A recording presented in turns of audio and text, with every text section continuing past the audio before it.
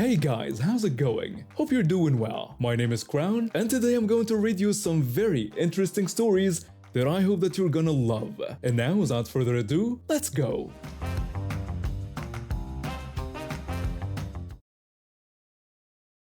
Today I had to meet my girlfriend downtown for lunch before she started her evening shift at the hospital. She has been working crazy hours lately as a nursing student, and we barely get to see each other. This lunch was one of the few times we could actually spend together this week, so I didn't want to be late. The metro was packed when I got on. It was around noon, so there were office workers, students, and tourists all crammed together. I looked around for an empty seat but couldn't find any. That's when I noticed this teenager sprawled across an entire bench section near the middle of the car. This kid had taken up 5 seats. He was lying down with his legs stretched out, his backpack sitting on the seat next to him, and his jacket thrown over another seat. To make matters worse, he was blasting music from his phone without any headphones. Some loud rap song was echoing through the car, and I could see other passengers looking annoyed but not saying anything. I walked over to him and waited for a moment, thinking he might notice me standing there and move his stuff.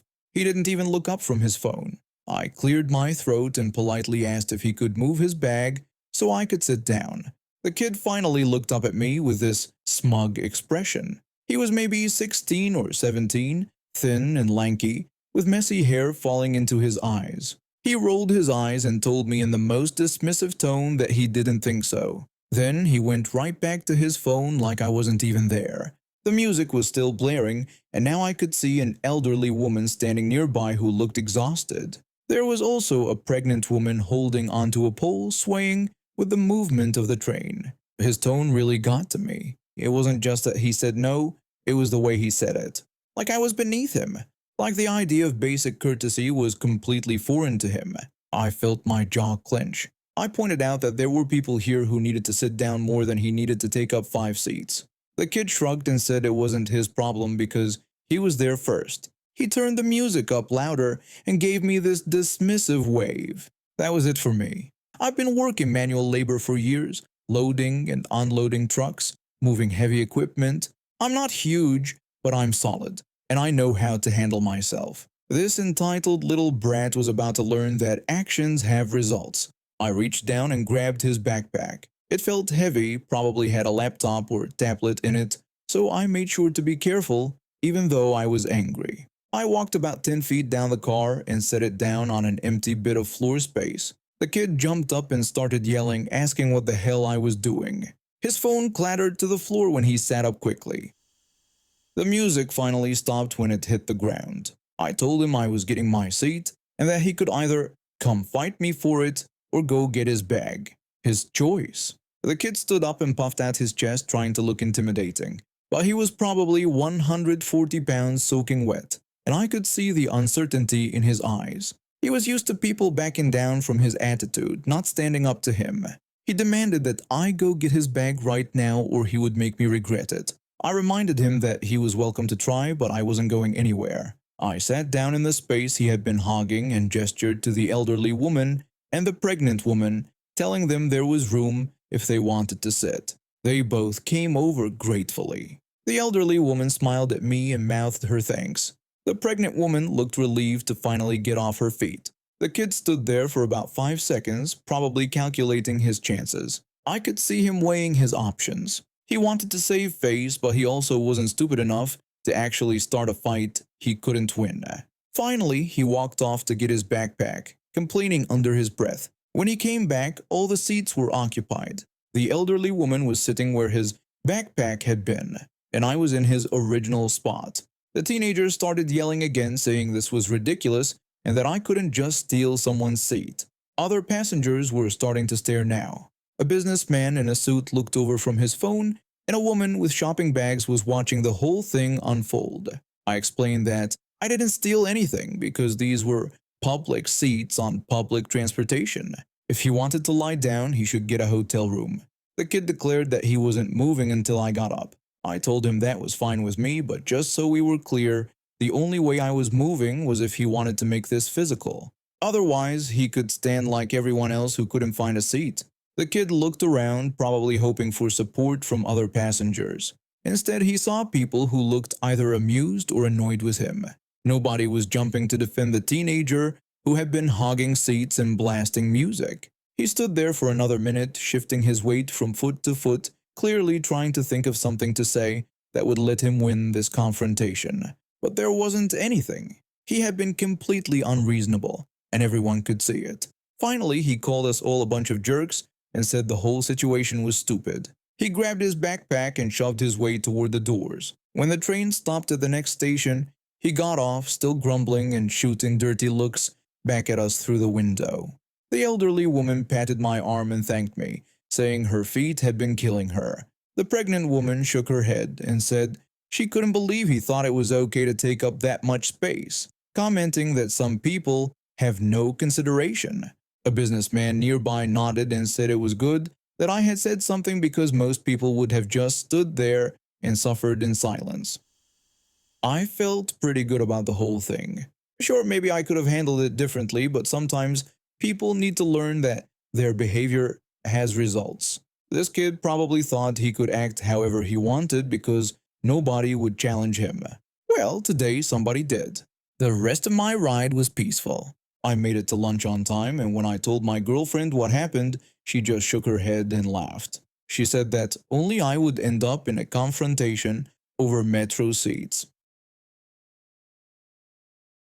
I've been a single mom for about 8 years now, ever since my divorce. My ex-husband wasn't exactly reliable with child support, so I learned pretty quickly that every dollar mattered. I work full-time as an office manager at a dental practice, and while it pays the bills, it's not like money grows on trees. My two teenagers, both 15 and 17, have had to learn that lesson the hard way too. When they were younger, I used to shield them from our financial reality. I thought that was what good parents did, protect their kids from adult worries. But after the divorce, when I was struggling to keep up with mortgage payments and suddenly had to manage everything on one income, I realized that was doing them a disservice. They were running water like we owned the city's water treatment plant, leaving lights on in every room, and asking for expensive brand name everything without understanding what it cost. So I started showing them bills. Not to scare them, but to help them understand. When our water bill hit $300 one month because they were each taking 40-minute showers twice a day, I sat them down and showed them the numbers. I explained how that money could have gone toward their school supplies or activities they wanted to do. It wasn't about making them feel guilty. It was about teaching them to be responsible. It worked too. My older kids started taking shorter showers and even reminded their sibling to turn off the tap while brushing teeth. We managed to cut our water bill almost in half over the next few months. I was proud of how mature they were being about it. That's why I was completely caught off guard when my friend Karen reacted the way she did at the party last weekend. I've known Karen for about 5 years now.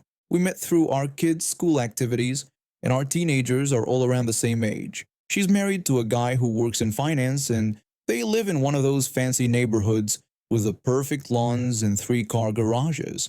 Nice people, but they've never had to worry about money the way I have. Before the party, Karen called me, complaining about being late. She was frustrated because her daughter had been in the shower for over an hour already and was going to make them late to the event. I told her I understood because my kids used to do that too. But then I started showing them our water bill, and now at least one of them takes much shorter showers.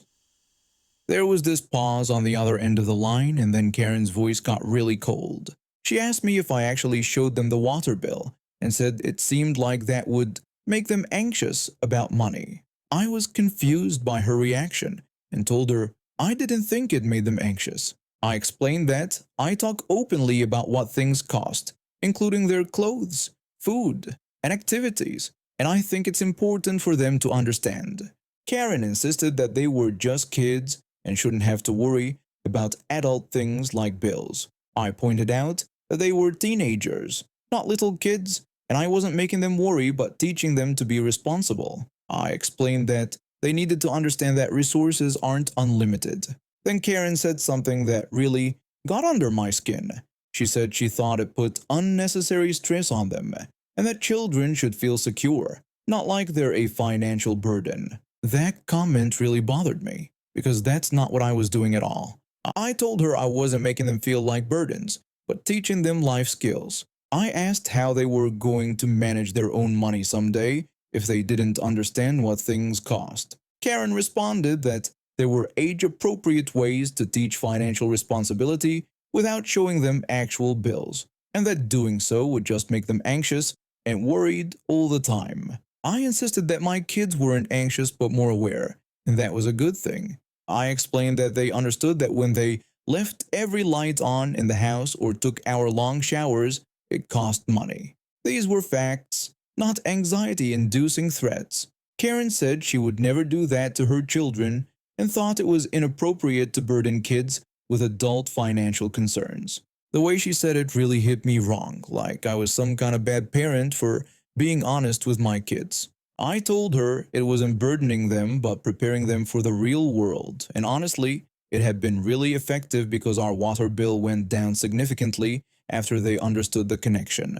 Karen replied that maybe it worked, but questioned what cost it had on their mental health. She said kids should feel like their basic needs would always be met without question. I explained that their basic needs were met, but teaching them that water and electricity weren't free wasn't traumatizing them.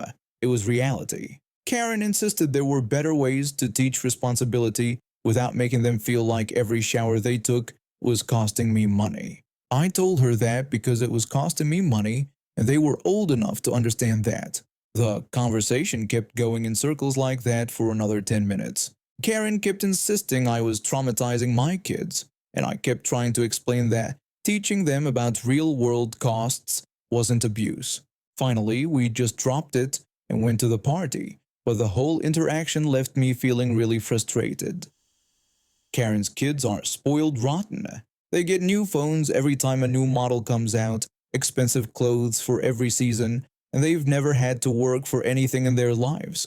Her daughter threw a tantrum last year because she wanted a specific car for her 16th birthday, and her parents got her a different one, a different brand new car. Meanwhile, my kids have part-time jobs, save up for things they want, and understand that money has to be earned.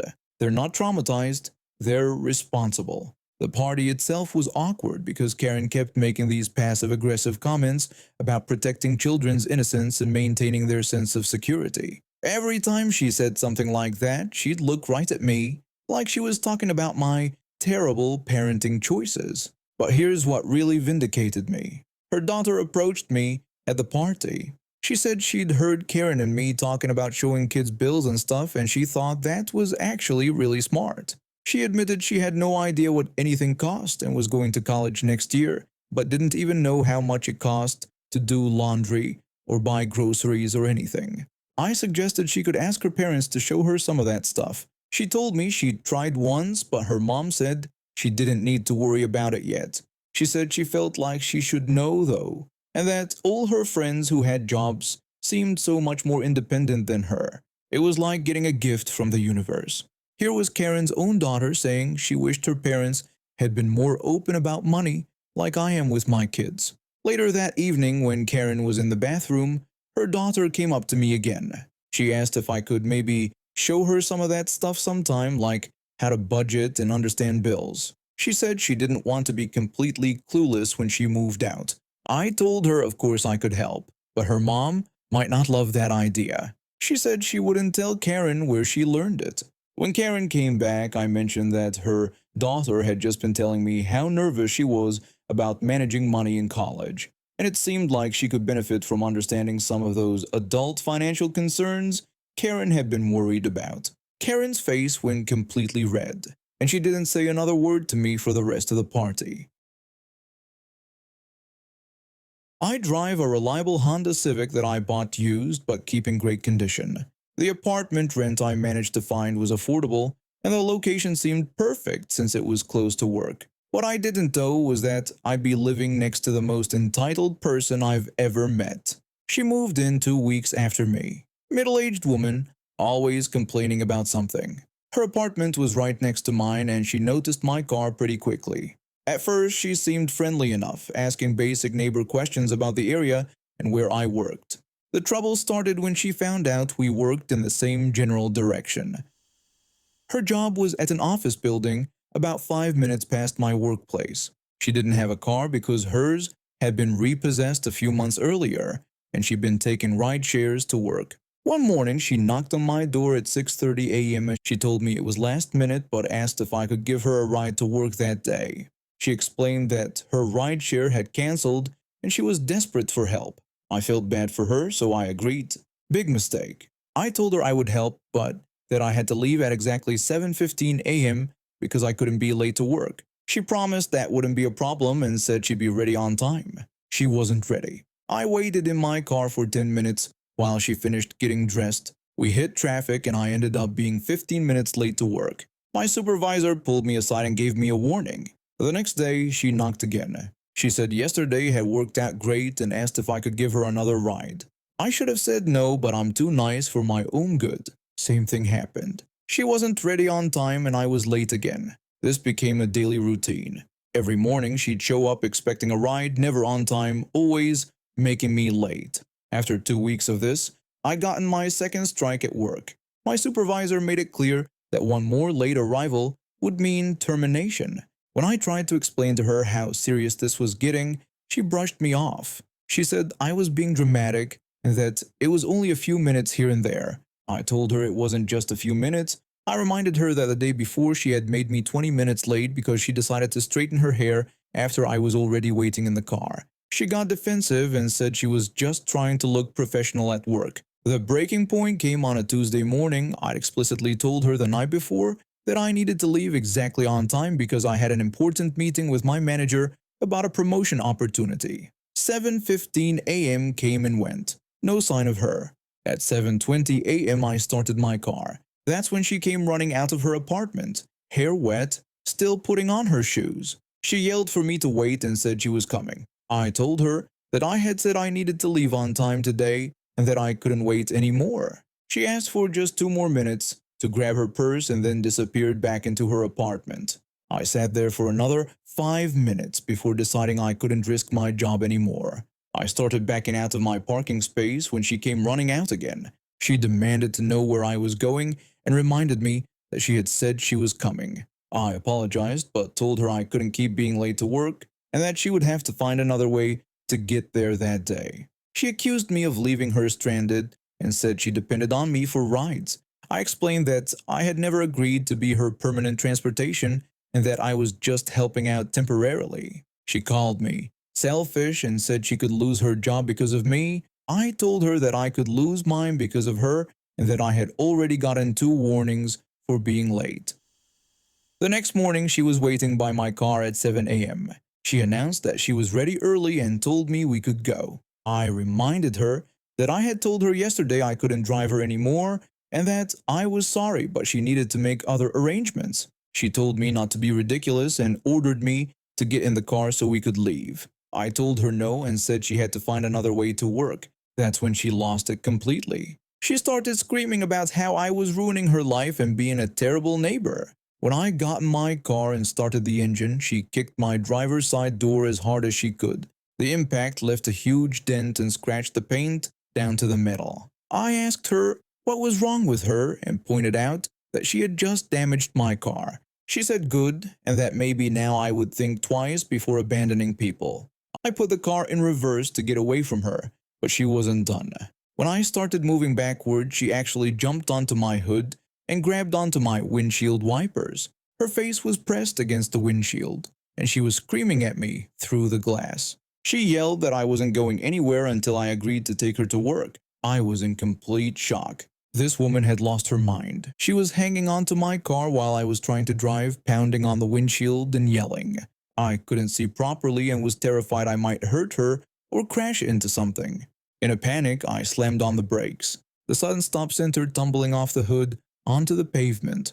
For a horrible moment, I thought I'd seriously injured her, but she got up immediately and started walking toward my driver's side window. Before she could reach me, 2 police officers came jogging over from across the street. Apparently, they'd been having coffee at the diner on the corner and saw the whole thing unfold. She immediately switched tactics. She told the officers that thank God they were there. She claimed I was a maniac who had just tried to run her over. She said she was walking to her car when I deliberately hit her with my vehicle. She even claimed she thought her back was injured. She started limping dramatically and holding her lower back. The first officer told her they had seen everything that happened and ordered her to step away from the vehicle. She insisted that I had tried to kill her. She demanded to press charges and said she needed an ambulance. The second officer explained that they had watched her kick my car and then jump onto my hood while I was trying to leave. He told her that she was under arrest for vandalism and assault. Without another word, the first officer pulled out his handcuffs and cuffed her right there in the parking lot.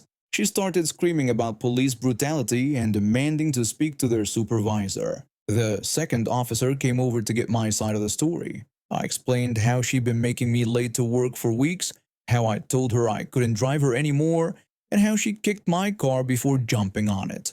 The officer asked if I wanted to press charges for the damage to my vehicle. I told him absolutely. They loaded her into their patrol car while she continued ranting about how I was a liar and she was the victim. Several neighbors had come out to watch the spectacle, and I was mortified that this had happened in front of everyone. The officers gave me a case number and told me I could pick up a copy of the police report in a few days. They also recommended I take photos of the damage to my car and get a repair estimate. I ended up being 40 minutes late to work that day, but when I explained what happened and showed my supervisor the dent in my car door, he was completely understanding. I even got the promotion I've been hoping for. 2 weeks later, I had to appear in court. She pleaded guilty to vandalism and was ordered to pay for my car repairs, which came to $850. She also got 6 months of probation and had to attend anger management classes. She got evicted from the apartment complex a month later for violating the lease agreement. The grocery store was busier than usual that day. I grabbed a cart and made my way through the produce section, picking up some apples and bananas. The place was understaffed as usual. I could see maybe 2 employees restocking shelves in the entire store, both wearing bright red vests with the store logo. When I got to the cereal aisle, I found myself facing the breakfast dilemma. I stood there for probably a minute or two, staring at the shelves and weighing my options.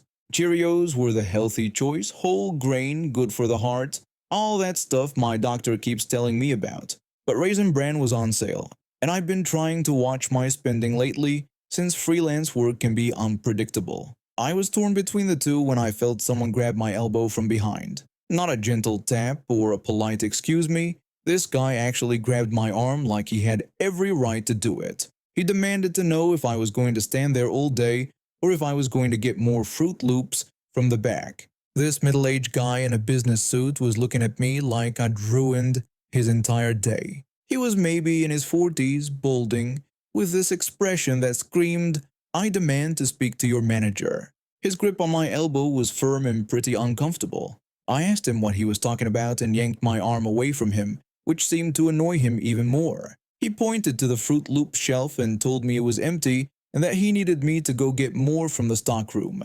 I looked at the shelf he was pointing to, and sure enough, the Fruit Loop section was completely bare except for a few crushed boxes pushed to the back. I told him clearly that I didn't work there. He looked me up and down with this skeptical expression, like I was trying to get out of doing my job. He said he didn't have time for this and that his kids were expecting their cereal and he wasn't leaving empty-handed. I repeated that I didn't work there and that I was just shopping like he was. Then he asked me why I was dressed like that. I looked down at myself confused. I was wearing jeans and a hoodie, pretty standard clothing for anyone running errands. I asked him what he meant by dressed like that. He said it was obvious I worked there because of my uniform, dark clothes and casual look. Since when did wearing dark casual clothes automatically make someone a retail employee? I explained that this wasn't a uniform, just a hoodie and jeans, and told him to look around at the actual employees who were wearing red vests with the store logo. He looked around briefly but didn't seem convinced. He said that you people always try to get out of helping customers and that it was no wonder this place had such terrible service. I told him again that I didn't work there and that I was a customer just like him. He said sure I was, and that he didn't care what excuse I wanted to make up, he just wanted me to go get the cereal he asked for. At this point I was getting frustrated. This guy had grabbed me without permission, refused to listen when I explained the situation, and was now ordering me around like I was his personal servant. I told him for the last time that I didn't work there. I explained that I couldn't get cereal from the back because I didn't have access to the stockroom. I didn't have keys, didn't know where anything was, and wasn't an employee. He said this was ridiculous and asked where my manager was if I wasn't going to do my job.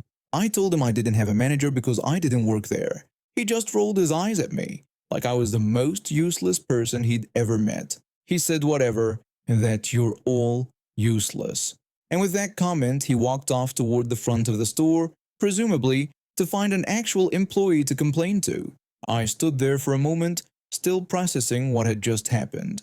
This random stranger had grabbed me, insisted I was lying about not working there, and then called me useless when I couldn't magically produce cereal from a stockroom I had no access to. About 5 minutes later, while I was finally making my decision between cereals, I went with the Raisin Bran. I heard raised voices from the customer service desk at the front of the store. The store manager was telling someone to calm down. The angry guy was yelling that he didn't want to be told to calm down and that one of the employees had refused to help him and was completely rude about it. The manager asked him to describe this employee. The guy described a young person in a dark hoodie and jeans who was in the cereal aisle pretending to shop but obviously working. The manager said that didn't sound like any of their employees because their staff wore red vests with the company logo. The guy asked why they were acting like they worked there then. The manager explained that they probably didn't work there and were likely just shopping. There was a pause, and then I heard the guy's voice get even louder as he insisted that was impossible and that they were clearly an employee trying to avoid work. The manager offered to check the security cameras if he'd like, but said he was confident that person was just a customer. I smiled a little as I heard him getting more and more flustered as the manager calmly explained reality to him. I finished my shopping and headed to the checkout, where I could see him still arguing with the manager near the exit. When I was loading my groceries into my car, I saw him walking out of the store empty-handed, still looking furious. He got into this expensive-looking sedan and peeled out of the parking lot like he was fleeing a crime scene. The restaurant where I work is one of those burger chains that's always busy during lunch and dinner rushes. We get all kinds of customers: construction workers grabbing quick meals, families with screaming kids, business people who act like their burger order is the most important thing in the world, and college students counting out exact change. After 2 years, you learn to read people quickly. There was this one customer who started coming in regularly about 6 months ago.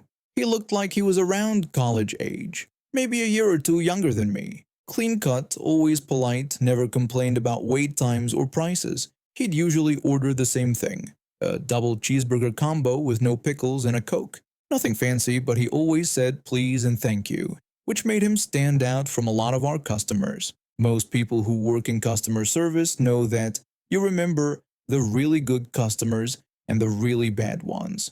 This guy fell into the good category. He never made a fuss, never demanded anything special, and always had exact change ready. When you're dealing with people all day who treat you like you're invisible or stupid, someone who acknowledges you as a human being makes an impression. One Tuesday afternoon, things had been rough. We'd had a lunch rush that left us understaffed and overwhelmed. I'd already dealt with 2 customers who yelled at me about things completely out of my control, one because we were out of apple pies, and another because our ice cream machine was broken again. My feet hurt, my uniform was stained with sauce, and I was counting down the hours until my shift ended. Then this regular customer walked in. I put on my customer service voice and greeted him warmly, asking what I could get for him today. He responded cheerfully and ordered his regular double cheeseburger combo with no pickles and a Coke. I asked if he wanted to make it a large combo, but he declined politely, saying the medium was perfect. I rang up his order, told him the total, and processed his payment. Usually that's where the interaction ends. People take their receipt, find a table, and wait for their number to be called. But when I handed him his receipt, he looked me right in the eye with this big grin and complimented my customer service with genuine enthusiasm. Then he held up his hand for a high five. I was so surprised that I just stared at him for a second. Nobody had ever complimented my customer service before, let alone asked for a high five. But his enthusiasm was infectious, so I slapped his hand and thanked him for the kind words. He told me that I was always super friendly and encouraged me to keep being awesome. He walked away to wait for his food, and I swear I felt lighter for the rest of my shift. It's amazing how one genuine compliment can completely change your mood. My co-workers even noticed I was smiling more for the rest of the day. After that, every time he came in, we'd do our little high-five ritual. It became our thing. He'd order his food, I'd take care of him with my best customer service, and then we'd high-five. It sounds silly, but it was the highlight of my workday whenever he showed up. In a job where you mostly get ignored or complained at, having someone actively appreciate your effort meant everything. Fast forward about 3 months. My wife had been bugging me about needing new work clothes, and we finally had a Saturday off together to go shopping. She suggested we check out this discount store called Ross, because they usually have decent stuff for cheap. I'm not much of a shopper, but I needed the clothes, and she promised we'd make it quick. We spent about an hour browsing through racks of shirts and pants. My wife has this talent for finding good deals, so I mostly just followed her around and tried on whatever she handed me. We ended up with a good haul: 3 work shirts, 2 pairs of pants, and a belt that I needed. When we got to the checkout area, there were several lanes open. My wife headed toward the shortest line, but something made me look at the cashiers. That's when I saw him, my regular customer from the burger place, wearing a Ross name tag and scanning items for the customer in front of us. Here was my chance for some good-natured revenge. I had to get in his line. I grabbed my wife's arm and steered her toward his register. She asked what I was doing and pointed out that the line was longer, but I just told her to trust me on this one. We waited behind 2 other customers, and I was bouncing with anticipation. My wife kept giving me weird looks because I was acting so strange, but I couldn't explain without ruining the surprise. When it was finally our turn, I could see recognition dawn on his face when we approached. He started scanning our items with the same friendly efficiency he probably showed all customers. Neither of us said anything at first. We just made eye contact and grinned at each other. The tension was building, and I could tell he was wondering if I recognized him too. He scanned the last shirt and looked at the register screen, then told us our total came to $43.67. This was my moment. My wife was digging through her purse for her wallet, completely oblivious to what was about to happen. I took a deep breath and channeled all the enthusiasm he'd shown me that day at the burger place. I shouted out a compliment about his customer service with the same energy he'd given me. I threw my hand up in the air for a high five, and he started laughing so hard that other customers turned to look at us. Without hesitation, he slapped my hand with the most satisfied grin I'd ever seen. He said he couldn't believe I had just done that and that it was awesome. My wife was staring at both of us like we'd lost our minds and asked if we knew each other. I explained that he was a regular at my work and that we had this thing between us. He chimed in, telling her that I gave the best customer service at Burger Palace and always brightened his day. I returned the compliment, saying that he was good at customer service at Ross too. We were both still chuckling when he bagged our clothes. Other customers in line were smiling too, even though they had no idea what was going on. It's funny how genuine joy can be contagious like that. He thanked me for making his day and said the timing was perfect. I told him that he had started the whole thing, so it was only fair. My wife paid for our stuff, still looking confused but amused. When we walked away, I could hear him telling his co-worker about what had just happened. The whole interaction had taken maybe 3 minutes, but it felt like the most satisfying revenge I'd ever gotten.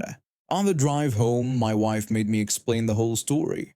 By the end, she was laughing too. She asked if we just randomly high-fived each other over good customer service, and I confirmed that it was our thing. She said it was sweet and that we had made each other's day. She was right. The best part wasn't even the revenge aspect, it was the fact that we'd both found a way to make our jobs a little brighter. In a world where customer service jobs can feel thankless, we'd created this tiny pocket of mutual appreciation and fun. I still work at the burger place, and he still comes in regularly. And now we have reached the end of today's stories. Thank you for watching, and see you next time.